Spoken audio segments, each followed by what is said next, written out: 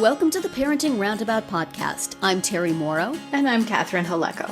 Every Thursday, we're bringing you a library find, a pick from our archives, and a parenting or pop culture tidbit or two. Let's start with Catherine's library find of the week. Yes, this week I am bringing you a beautiful hardcover children's book called Animalphabet. Oh. So it's an alphabet book with animals. And I noticed it because of the art and also because the author is Julia Donaldson, who wrote Room on the Broom and also The Gruffalo and the Gruffalo's Child, which were all big favorites of ours when we were reading picture books regularly. So after my time. Yes. Yeah, this particular one came out in 2018. Room on the Broom was well before that, but it just has. We've talked about that one before. It sounds familiar. Room on the Broom. Yeah, I probably have. It's a good one. It's a good one. I know I've talked about before how there's so many rhyming books that are bad, and this and that is a good one. Yeah. So it's a very different illustrator. That one's Room on the Broom and the Gruffalo are, his name is Axel Scheffler. This one is an illustrator named Sharon King Chai, I think. Okay. And it's sort of like cutouts, and it's just beautiful. And it's like a larger book as well. So it's just a really pretty one, and can never have enough alphabet books or animal books, right? No. It's sort of like a jungle scene, it looks like. That's right. Yes. There we go. Are we going to encounter elephants in Lost? I wouldn't be surprised.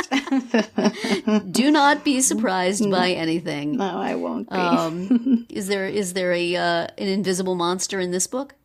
Or I don't think so. Vague sight of smoke and wreckage in the distance? Right. I don't know. I do hear a little bit of thumping bass, which I don't know if you can hear it too. We are recording on the 4th of July, and it's possible that celebrations will begin even as we speak. That's right. But hopefully no fireworks until tonight. Oh my goodness, our dog has been so incredibly freaked out by thunderstorms lately that fireworks are just going to completely do her in. Aww. The other day this is off the topic, but it's impressive. She squeezed through the corner where the sofa and the love seat meet to go under the side table, but the side table has a shelf on it. So she crawled up on the shelf and just squeezed her body like a cat into the smallest possible configuration to curl up on this shelf under a table because she was so scared of the thunder. And then, of course, she couldn't get out. But still, it was like, how did you do that? Right. And then we'll get to the why. Right. There are lots of you could go stand under the dining room table. Why would you squeeze yourself under a table that has a shelf? Because it's the squeezing that helps, right? I guess so. It helps with the stress, right? Mm-hmm. But man, she was freaked out. But it was impressive, even as I'm trying to yank her out of there. It's like, I can't understand how you did this, but wow, you really did. Yes. She's like, I'm not sure either, and I don't know what to do now. Yeah. So, no dogs terrified by thunder in Animalphabet, I trust. I don't believe the animals are all chill.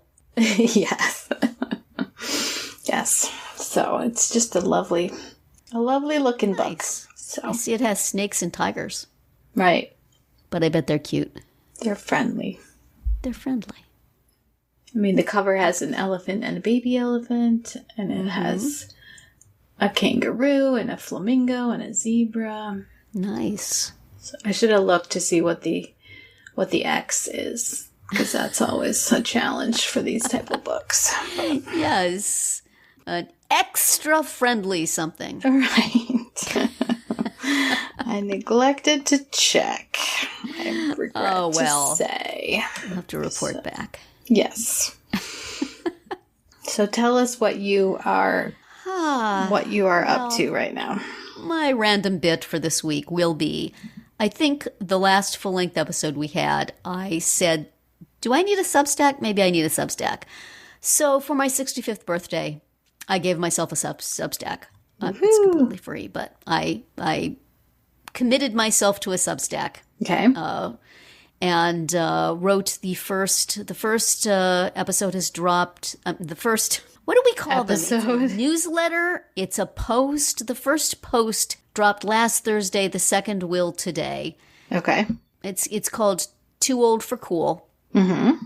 Reflections on Popular Culture from the Wrong Side of the Key Demo. And I'm going to talk about aging and popular culture and just whatever I feel like, including probably these episodes of the podcast. I will probably add some extra thoughts because I always forget things and then say afterwards, dang,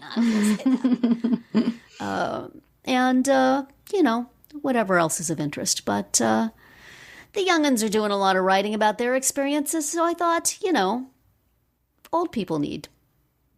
Certainly nobody ever hears from boomers. We're so quiet. But, spread some words. Mm-hmm. So anyway, if you don't get enough of me blabbering on this podcast, please do check my Substack out. We'll have the link in the show notes, but it's called Too Old for Cool and can probably be searched thusly. And awesome. I look forward. I just feel like we've been talking about retirement and stuff like that maybe I would like to do less of the things I've been doing for money and more of the stuff that I used to do for love. Although I used to get paid for that, which I now will not. But right.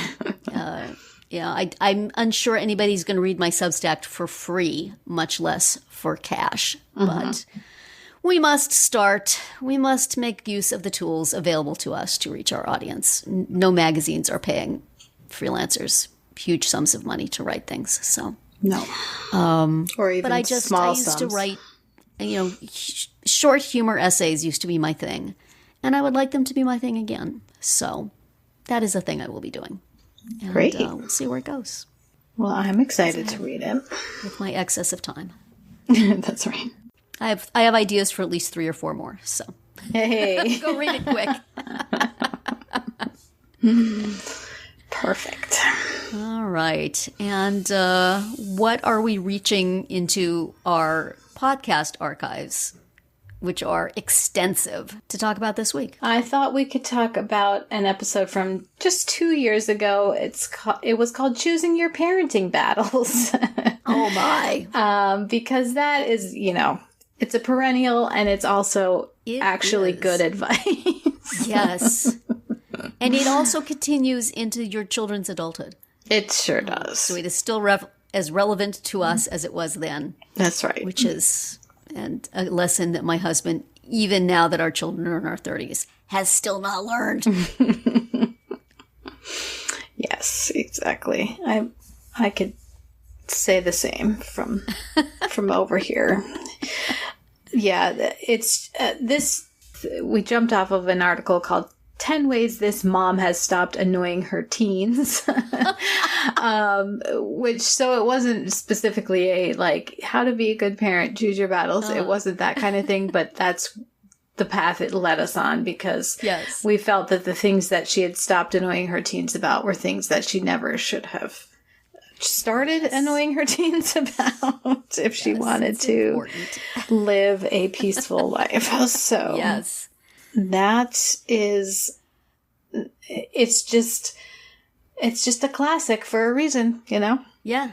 Yeah, it really is. And it's hard to know because parents are people with feelings also, though we try to hide it.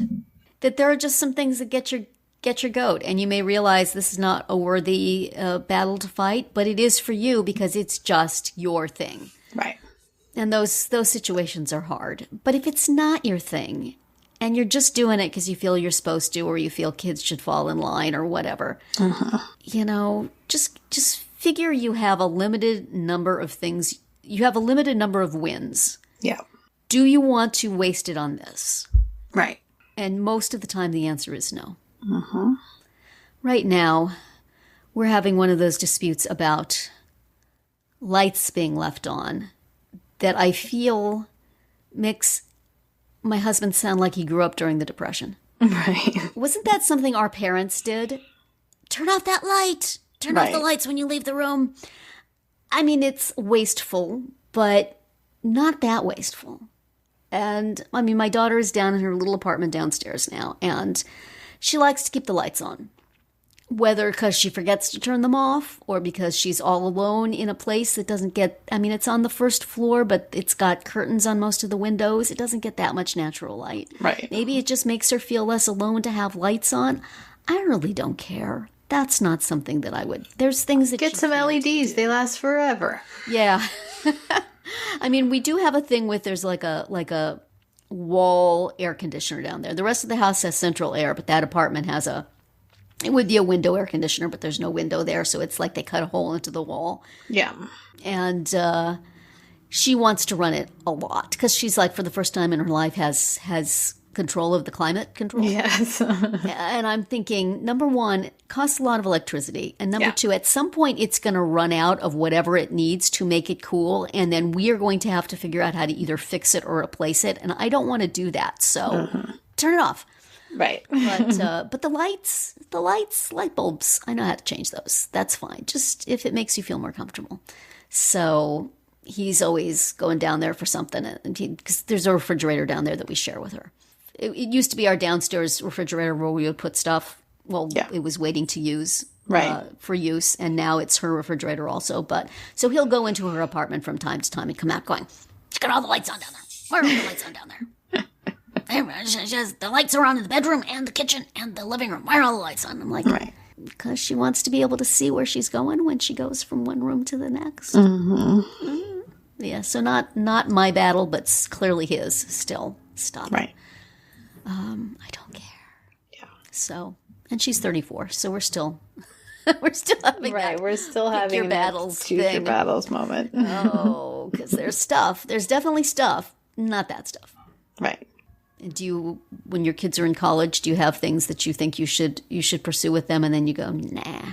I mean, yeah. One of us has a lot more interest in the grades than the other. So I'm just like, just pass your classes and we'll get to the next level, you know. We are paying for a degree. Please get us one. How you get there, we don't really care. Exactly. So I don't really care. Don't flunk it out. Right. Yeah. Yeah. That's something you have no control when they're out of the house. No. You're just throwing yourself against a brick wall. Right. You've lost your guilt leverage. You've lost your punishment leverage. There's really not that much you can do. Right. But on the other hand, you don't want them to flunk out and then your money is down the toilet with no return. So yes. You do have a little bit of an interest. Yeah. A little. You have a D+ interest. Exactly. What is the bare minimum you can get? Right. And still graduate. Still pass. Yeah. Yeah. You don't want any extra years.